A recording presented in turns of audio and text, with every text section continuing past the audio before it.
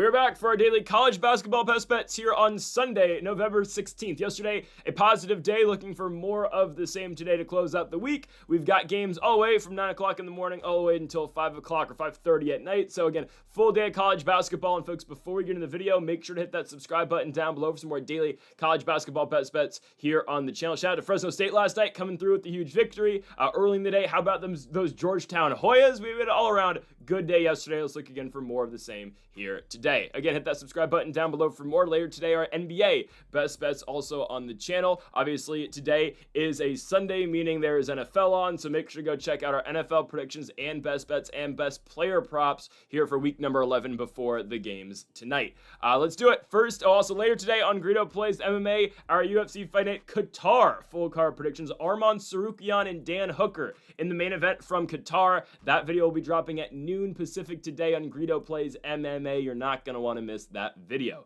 Okay, on to the first of our 5 best bets today for college basketball. Kicking things off with a matchup between Appalachian State and Dartmouth. Yep, this is a banger over in Hanover, New Hampshire. Isn't that a city in Red Dead Redemption? Regardless, App State going on the road in New Hampshire to take on the Big Green. I like Appalachian State. Dartmouth so far this season's an 0-2 team, obviously from the Ivy League, so all these guys are really smart. But Dartmouth was one of the better teams last year in the Ivy. Not like the Ivy has powerhouses. I mean, some years they do, but not like the conference from top to bottom is always stacked. Regardless, Dartmouth this season, 0-2 as a squad, played 2 games. They played at home against the Marist Foxes, who always suck. No, I don't know. Marist, and then they went on the road to the Am East's own in the Bryant Bulldogs. I mean, it's one thing to lose to Bryant. I don't know. It's one thing to lose by 10 points to Bryant, who I don't think's good at all either. I mean, we saw Bryant go to Georgia Tech and lose the game by 30 points, and they went to Siena and lost by 30 as well, so, I don't know. Dartmouth led by Brandon Mitchell Day, their senior forward. This is a guy obviously played all 4 years at Dartmouth. Put up 18 points in the Bryant game, put up 10 points in the Marist game. He is their leading rebounder as well as currently Mitchell Day actually averages more boards than he does points, averaging 14.5 rebounds to 14 points. So he is their leading rebounder. Their leading scorer actually is Kareem Thomas. Thomas is averaging 16 so far a night this season. Thomas, I believe, in his sophomore year, averaged 2 points a game last year, barely played, now in a starting role again for the Dartmouth Big Green. They're taking on Appalachian State, and App State, although they've only beaten one, although they've only beaten one Division I basketball program this year, and that's NC Central. I think, again, that means a lot more, and going to Ohio State and losing it is what it is. That's better than what Dartmouth has done this season, and I do believe there's more talent on Appalachian State. Yes, their first loss to Central Michigan isn't great. I mean, it is what it is, going to Mount Pleasant and losing that game. They did get dominated over in Michigan, but Kaysen Jennings so far has been by far the best guy on this Appalachian State squad, averaging 17 points a game, has the senior from Atlanta, Georgia. This is the guy who started at Kennesaw State, then went to USF. We're actually going to talk about those 2 teams playing each other today, oddly enough. But started at Kennesaw, then USF, and now at App State. Jennings was a starter last year for the Bulls, averaged 7 points a game. He is now the primary scorer, though, for the Appalachian State Mountaineers. Put up 22 in the CMU, and then 22 in the North Carolina Central game, and then 21 in the CMU game. Again,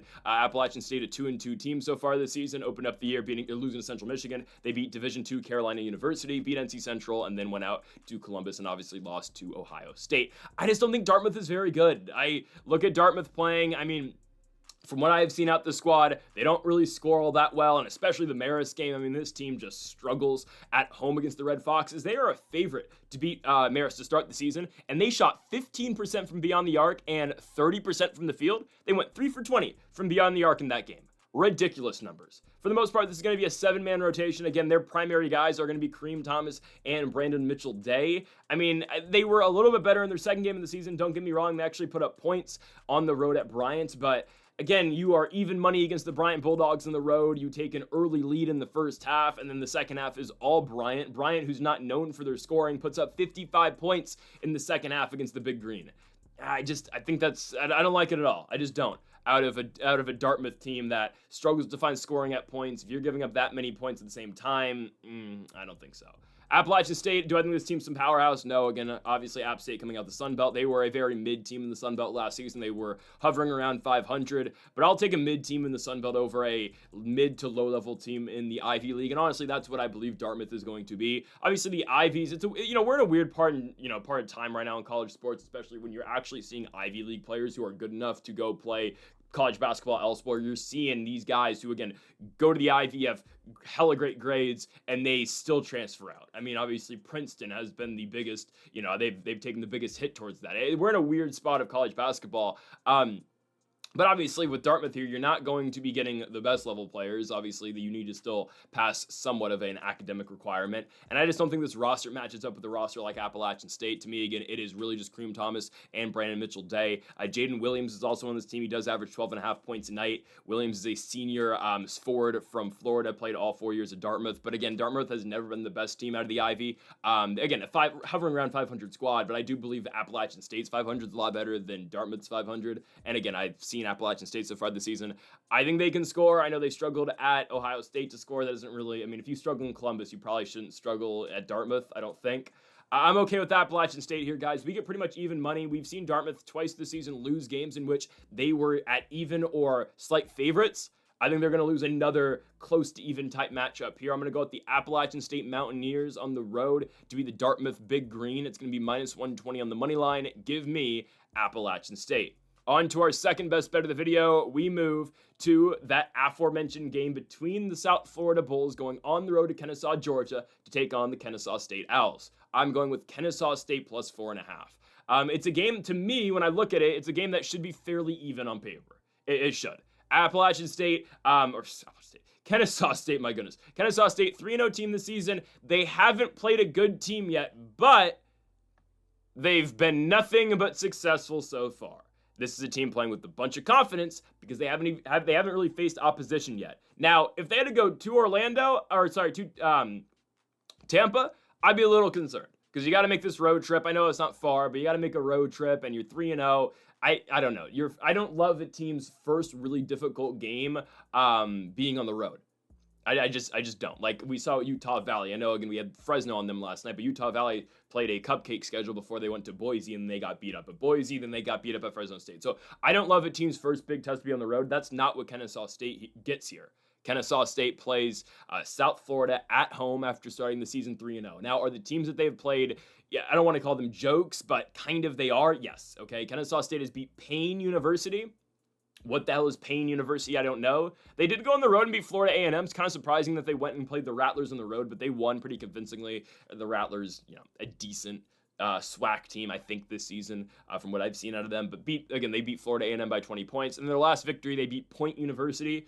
What the hell is Point University? I don't know. But again, so far so good for the Kennesaw State Owls. They take on South Florida, a South Florida team that is 2-1 in the year so far. They also played Florida A&M, and I understand they beat them by about 30 points. However, Florida A&M went to Orlando, or I keep saying Tampa. Keep getting UCF and USF mixed up. They went to Tampa, and USF dominated them. Okay, that's expected. USF on a neutral site goes and plays George Washington. I think that was in the Mohegan Sun. Yeah, it was. At the Mohegan Sun, South Florida plays the George Washington Revolutionaries, and the Revolutionaries actually get them in a high-scoring affair as George Washington wins the game 99-95. I low-key think the Revolutionaries this year might be pretty good in the A10. I don't know. They're a sneaky, really good team in the Atlantic 10 this season, but again, we'll see with the 0-bid A10.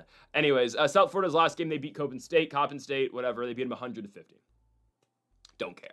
Right, I mean, they're beating up on bad teams, Florida A&M, Coppin State. Again, their first big real test on the road will be Kennesaw State. Now, again, this is a bigger test, obviously, for Kennesaw, playing up to the level of South Florida, but I do believe they're going to be able to do so, right? Kennesaw State has looked good so far this season, led in scoring currently by Simeon Cottle and Trey Simpson. Cottle averaging 25 minutes a game so far. This has been a consistent, 15-plus per game score for Kennesaw State for the last 3 seasons. In 2023, averaged 15.5 points. Last season, 18 points. This year so far, 15 points per game. Again, Cottle, senior guard, guard now has been very good for the Kennesaw State Owls. And then you bring in now a freshman in Trey Simpson, 6'8", forward from Evergreen, Alabama. He's averaging 14 points per game in every game so far that he's played the collegiate level. He's scored more than 10 points. He's exactly 17, 10, and 15 in about 20 minutes per game. So again, you're getting additions to the squad. I like also RJ Johnson's averaging 11 points per game. There's just a lot of scoring going around on this Kennesaw team from what I've seen so far this season. For South Florida, again, don't get me wrong, they can score. They have scored over 90 points in every single game that they played so far this season.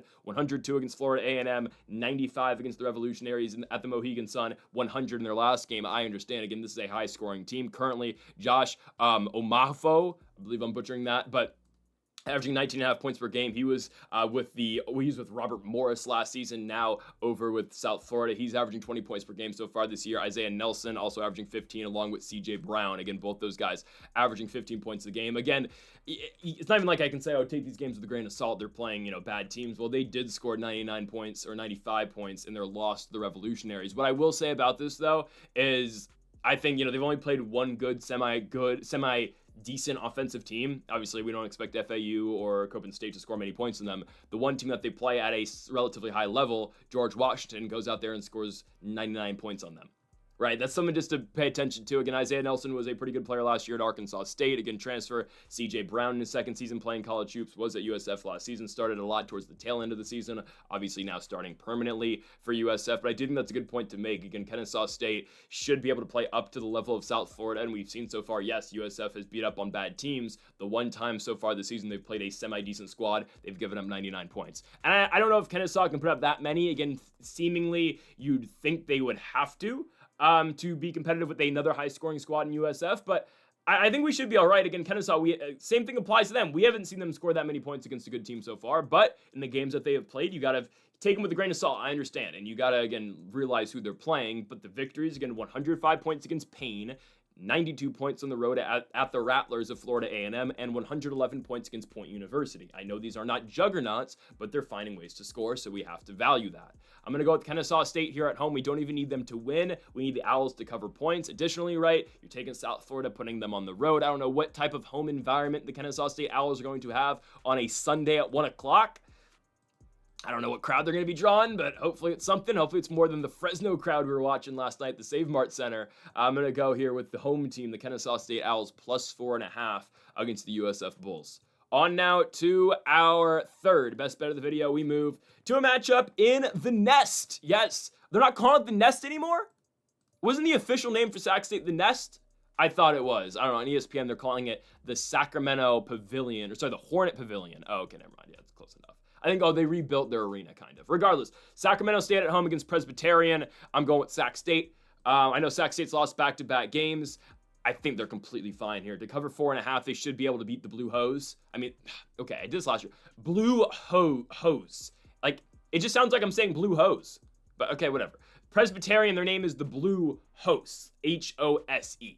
Okay? And regardless, I think Sac State's able to get this. You're taking a Presbyterian team and, sending them cross-country to play Sacramento State.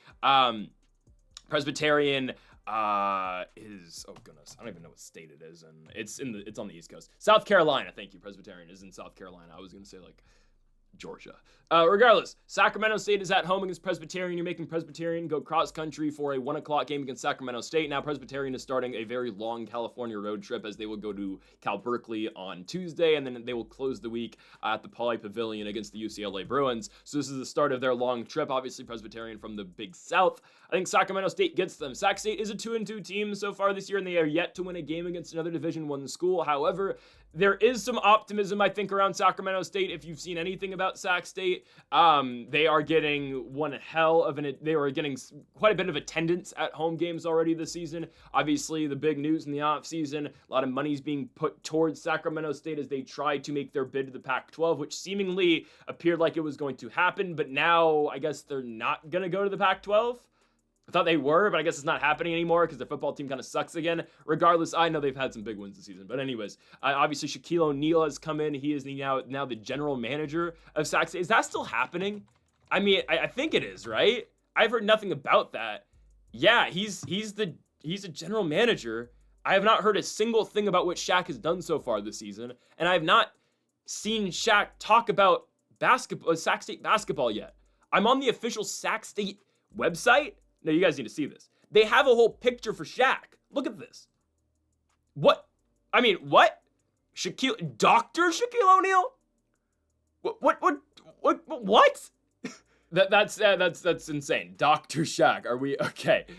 Anyways, I have not heard Shaq once talk about Sacramento State basketball, but he is involved, and Sacramento State has, tried to put a lot of, emphasis with their sports programs. All just, they're allocating a lot of money towards their sports programs. Didn't they have Young Thug perform? I think this is real, right? They had Young Thug perform at the end of one of their football games, and he walked out for like 2 songs because the crowd wasn't getting hype enough. Anyways, like, this is not the same Sac State that I've been to years ago. I've not been back to Sac State in a couple years, but back when I went back, I didn't actually go to Sac State, but like when I attended the Sac State football game, it was nowhere near what it's looking like now. Like, it looks like a party every single night in Sacramento. Anyways, Sacramento State's put a lot of money into both their football and basketball programs. In terms, like how they got Jalen Rashada in football, who was supposed to be a pretty big recruit. It never really turned out. Started at ASU only. Regardless, Sacramento State has put together a competent lineup. I'll say that. I mean, they have basically the all hype squad.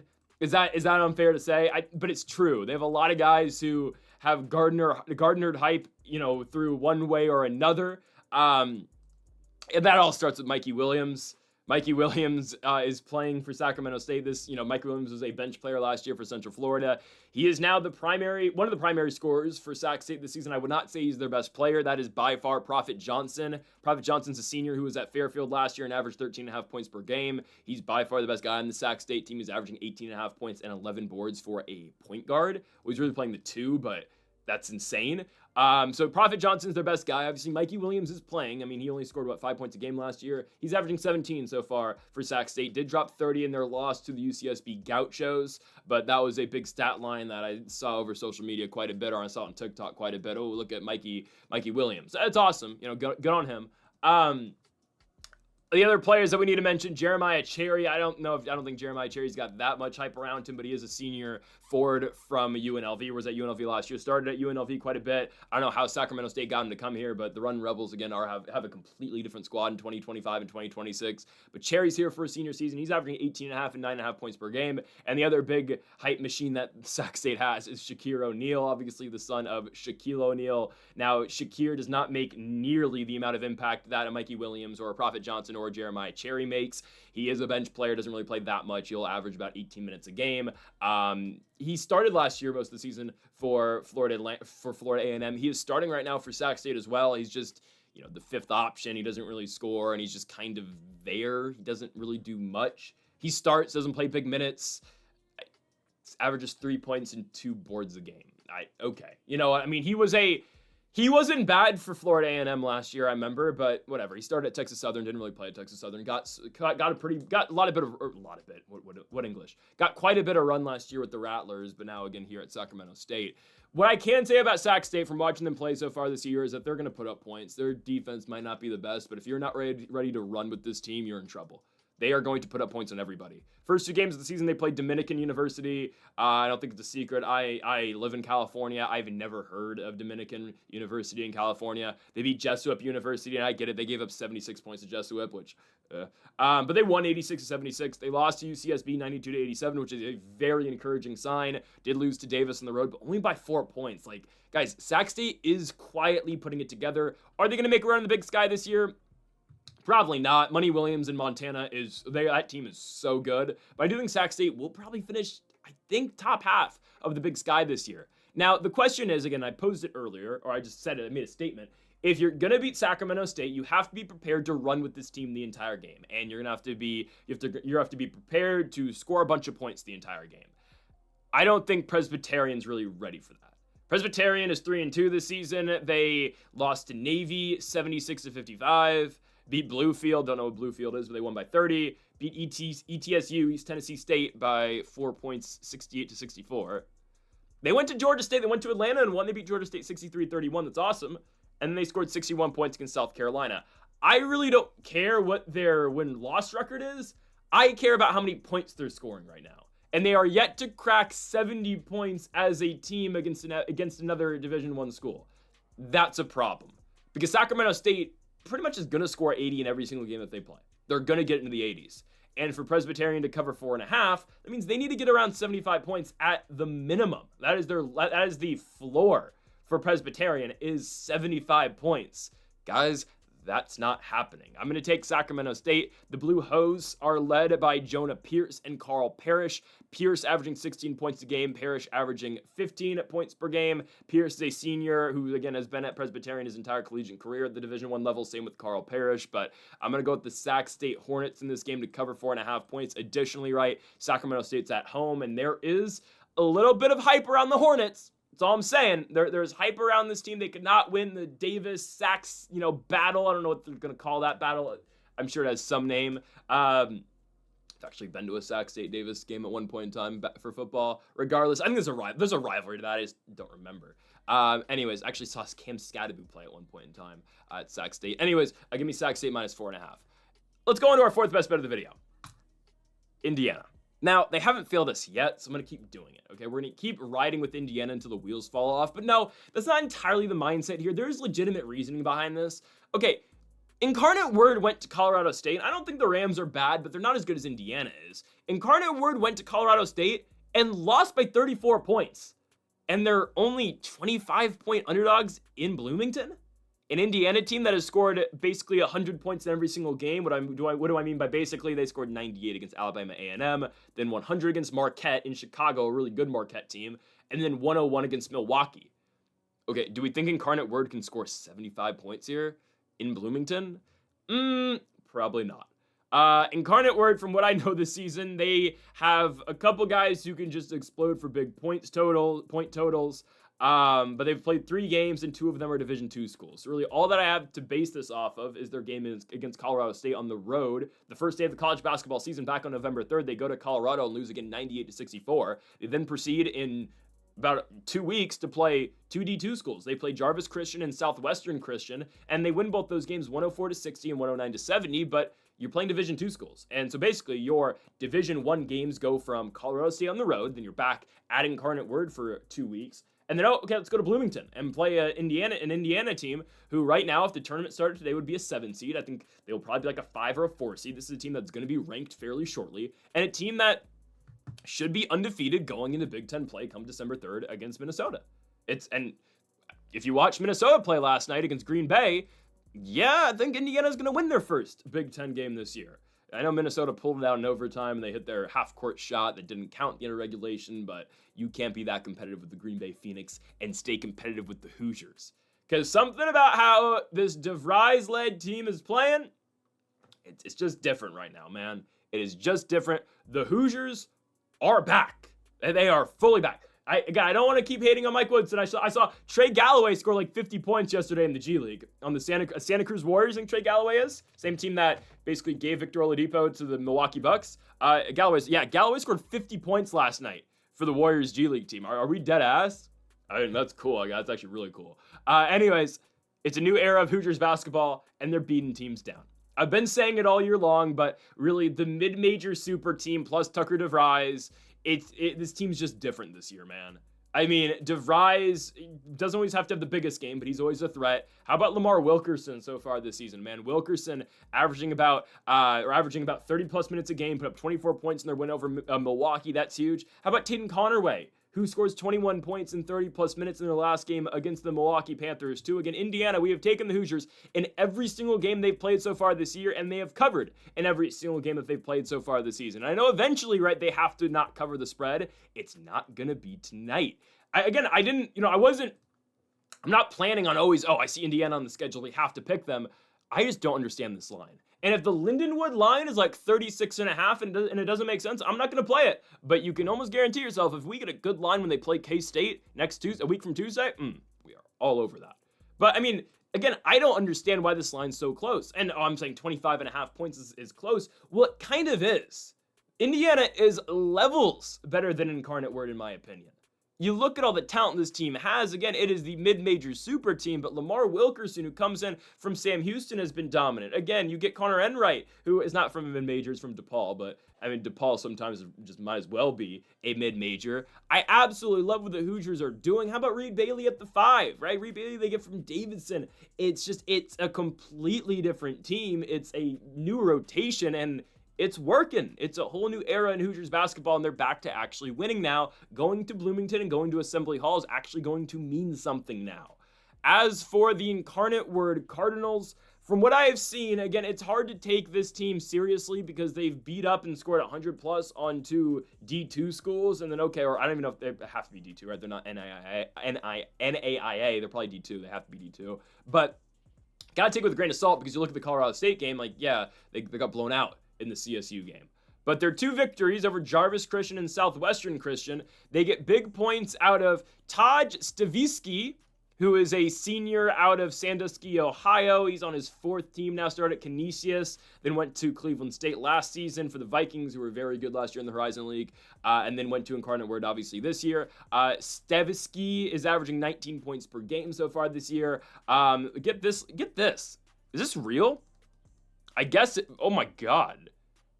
Wow. He scored 20, so get this. He scored 27 points in the game against Colorado State in 36 minutes. Then their next game against Jarvis Christian, he plays 28 minutes, scores 0 points on 0 of 9 shooting and 0 of 6 from beyond the arc, but still has 7 assists and 7 boards. And then their next game against Southwestern Christian, he bounces back for 38 points on 12-15 shooting and 4 or 5 from beyond the arc, and had a triple-double, 29, 11, and 10. And 3 steals. What happened in that one game against Jarvis Christian? I'm not going to pretend here. I'm not going to act here and pretend like I watched the Jarvis Christian game. It doesn't exist on the internet. Anyways, though, the other player who can kind of pop off for this team, it's another confusing guy. How about Harrison Reed, who in that one game where Taj Stavisky didn't score, yeah, Harrison Reed scores 36 points. But in the game against Colorado State, he scores 13. Also, both these guys are 6 feet 1 inches tall. 1 inch tall, inches. What's going on? I don't understand this Incarnate Word squad, man. Reed was a backup last year on Incarnate Word. Obviously, Taj has now played on multiple programs. I don't understand. All you need to know is that they went to Colorado State and got blown out by 30 plus points, and they're going to get their ass beat even worse now going to Bloomington. Give me the Hoosiers to win at home. Indiana, minus 25.5. Next up, we go into our final best bet of the video, Battle of Florida at a neutral site at the Veterans Memorial Arena in Jacksonville, Florida in Duval County. We've got the Florida Gators taking on, I really did that. That is not a rib at all on Miami.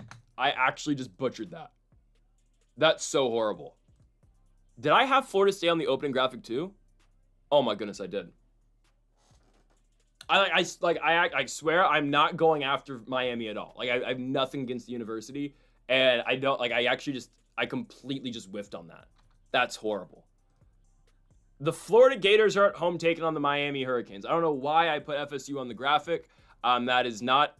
I'm just gonna roll with it. Yeah, I did. That's a joke. I'm going at Miami. No, I'm kidding. I'm actually picking Miami to win. Again, I don't know if I'd rather than be Florida State at this point. I don't know. But I do think Miami can cover here. It's a neutral site game in Jacksonville. And I know Florida, again, reigning defending national champions. Guys, they haven't looked that great this season. They've been good. They haven't been great, though. That's the thing, right? And that's just what's going to happen when you lose a player who was as outstanding as Walter Clayton was last season. Obviously, Clayton was, maybe not, the number 1 player in college basketball last year, but he was the last one standing, and the Utah Jazz need to play Walter Clayton a lot more. But you lose that guy, and now, they're winning games. There we go. We got Miami on the screen now. They're winning games, but they're not winning games in the most impressive fashion. They're 10.5 point favorites here, and I just think that's a lot to cover against Miami. I don't know why. Well, it's because Florida's last game was FSU, so I don't know why I just left FSU. Whatever, it's fine. Miami, okay, for as disappointing as they were last season, and they were awful last year, they are 3-0 this year, and I know they're not playing the best teams at all, but they're winning the games they're supposed to win. Last year, Miami would run into mid-majors and find ways to lose. Best example of that, a loss at home to Charleston Southern. And I get it, they actually did start the year 3-0 last year, beating FDU, Binghamton, and Coppin State. Now, so far this year, they've beat Jacksonville, Bethune-Cookman, and Stetson. It's not like they're playing any juggernauts, but Miami has rebuilt the roster quite a bit, and it's a much better roster this year than what they had last year. I get it, like they're going to miss guys, I guess, like Matthew Cleveland and whatnot. I think Jalil Bethea is one hell of a, talented player. Nigel Pack is going to be pretty good, I think, as well. So not Nigel Pack, he graduated as well. Austin Stewart, not Nigel Pack. Nigel Pack's graduated. I think Austin Stewart's going to be a really good player for this team, or just in general. He's transferred out, obviously. But Miami got guys in the offseason, undoubtedly. I mean, they have quite a team and a much better team than they had last season. And it starts, I guess I'll start with Malik Reneau, who I guess is the number one option. A little surprising, but he is. Malik Reneau, who I guess was projected to be a second round pick in the NBA draft for quite a bit out of Indiana, has come back for his senior season. Obviously not with the Hoosiers, with the whole new, overhaul of the lineup and roster in Bloomington. So Malik Reneau is now here at Miami. I mean, he was kind of a big part of Bloomington for a while. Kind of fell out of favor with Mike Woodson towards the end of last season. Averaged 13 points per game. Ended up coming off the bench with his injuries and whatnot. Well, Malik Reneau's healthy now, and he's averaging 25 minutes a night so far for Miami, and he's putting up 21.5 points per game. The other big transfers, Trey Donaldson's absolutely huge, obviously, coming over from Michigan. Donaldson averaging 16 points per game so far this year. Again, last year at Michigan, averaged 11. He was the starting point guard last year for Michigan. Obviously, that's a team that was obviously big with their bigs in Danny Wolf and Vlad Goldin, but still, Donaldson started every single game for them last year. And how about True Washington, who was absolutely massive last year on that great New Mexico Lobos team with him, obviously Nelly Jr., Joseph, Donovan Dent, Flip, Borikavin, and company. That was a great team last season, True Washington. There was a stat last year for the longest time for New Mexico in games in which True Washington scored over 10 points. New Mexico didn't lose. So he was a very big player on that team last year. He was a very clear third option, but he was a great third option for New Mexico, and he basically becomes that yet again now at Miami behind both Donaldson and Reneau. Ernest Uday Jr. is starting at the 5, if I'm not mistaken. Yes, he is a player who was at Kansas, then TCU, now here at Miami. Here's the thing, again, this is just what Miami's able to do with all the money that they have and the resources that they have. They can just spend, it wasn't going well for them last season. Well, now, okay, let's open up the checkbook and let's start getting guys to come back to Miami. Also, Shelton Henderson is a freshman who I believe is going to be very good. Is only averaging 12 points per game so far, but trust me, this is a guy who is a premier player, is going to be a premier player and one hell of an athlete. With all this being said, I think they can keep a very close game against Florida. Do they beat Florida? Probably not. But a neutral site game, Florida's good, but they only beat Florida State by 2 points. They lost to Arizona, and sure, they beat North Florida, but that's expected. And to me, again, it's a Florida team that they're good, but I think they miss Walter Clayton quite a bit. They still got players, don't get me wrong. I mean, obviously, Thomas Haw is really great. Alex Condon, both those guys are going to be phenomenal for this entire season. Obviously, Boogie Fland is here now from Arkansas, and Fland has been doing a pretty good job so far this season. How about Xavier Lee? I was mentioning how, even Princeton couldn't keep their players, and they were the one that was hit hardest by the transfer portal out the Ivy League. Yeah, Xavier Lee left an Ivy League school to go start at Florida. They've got players, don't get me wrong, but I don't think they're that much better than Miami. And partly, again, that's just, I believe, Miami improving and the moves that they made in the offseason. So I think they're somewhat competitive here with the Gators. Also, it's not like they have to go to Gainesville. It's games in Jacksonville. It's a neutral site game. That's completely fine with me. I'm going to go with the Miami Hurricanes, plus 10.5. I get it. There's probably going to be way more Florida fans than Miami fans. I completely understand that, but that's okay. I still think that probably way more, but I think the Hurricanes can be competitive here, and asking them to just keep it in single digits or less than 10 points or less, it's not that tough of an ask, in my opinion. I'm going to go with Miami on the road to cover 10.5 points. Again, Malik Reneau. How about Trey Donaldson, True Washington? There's players in the squad, man. I'm going to go with Miami plus 10.5 to close out the night again on ESPN. Folks, thank y'all for watching our college basketball best bets here on November 16th. If you haven't yet, though, make sure to hit that subscribe button down below for more. Make sure to leave a like if you did enjoy the video. Make sure to comment if you do disagree with any of the picks. We'll be back tomorrow for more daily college basketball best bets. Folks, thank y'all for watching, and Mamba forever.